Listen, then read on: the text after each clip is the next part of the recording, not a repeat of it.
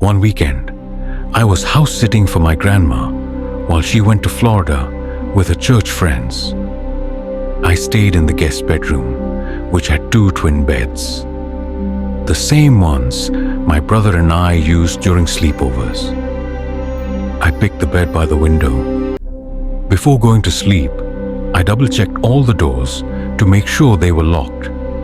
It was still early, so I stayed up scrolling through my phone, watching videos and texting friends. Then, I heard something strange. A woman's voice outside, softly saying, "Hello?" over and over. I crept toward the front door trying to listen. The voice was coming from the porch. My grandma's front door didn't have a peephole, but the dining room windows gave a clear view outside. I peeked through the blinds and froze. A woman stood on the porch, staring right at me, like she knew I'd look. She was in her late 50s or early 60s, with a creepy smile that made my skin crawl. She said, "Hello?" Again, her voice too calm for midnight. I backed away, thinking maybe she was one of Grandma's friends. But why show up so late? Why not knock? I hurried back to the bedroom and shut the door, blocking out the sound.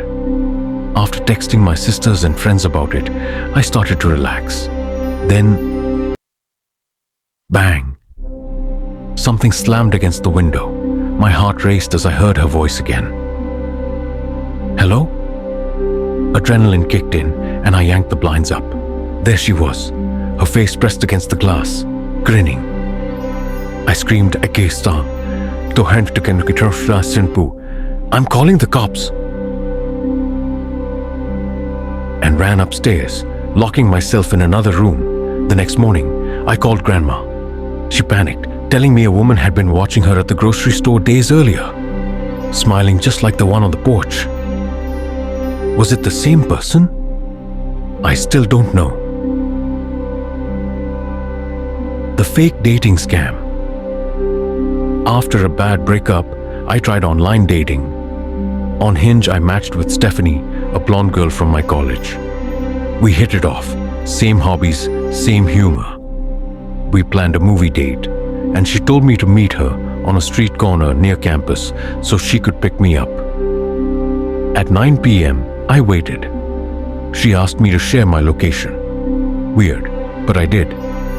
A car pulled up, but instead of Stephanie, an older man rolled down the window. "You waiting for someone?" he asked. I said yes, and he claimed to be Stephanie's dad, there to give me a ride. Suspicious, I refused. He insisted, but I walked away. His car drove off, but minutes later, I spotted it parked nearby, lights off. Stephanie texted, "Why didn't you get in the car?" I ignored it. As I hurried back to campus, I heard footsteps behind me. I ducked behind a van and saw the same man creeping between cars. He yelled, "Come back, I'll take you to her." I bolted. Back in my dorm, he texted, "You're lucky you got away. I would have strangled you." I saved the threat as evidence, still planning to report it. The basement intruder. At 18, I worked as a part-time janitor at my high school. One night, my boss left early, leaving me to lock up. My last task was moving chairs to the basement storage room. The basement was creepy. Dim lights, old art mannequins covered in cloths. After dropping off the first stack of chairs, I noticed something off. One of the covered mannequins was now uncovered. I texted my boss, Tom. "I think someone's down here." He said no one should be there. Then I saw it, a cloth in the corner, moving slightly. Something was hiding under it. I ran upstairs, but Tom told me to be a man and check. When I went back, the cloth was flat. Whoever was under it was gone.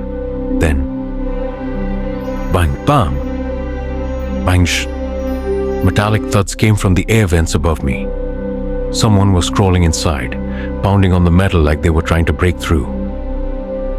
I noped out locked the school, and left.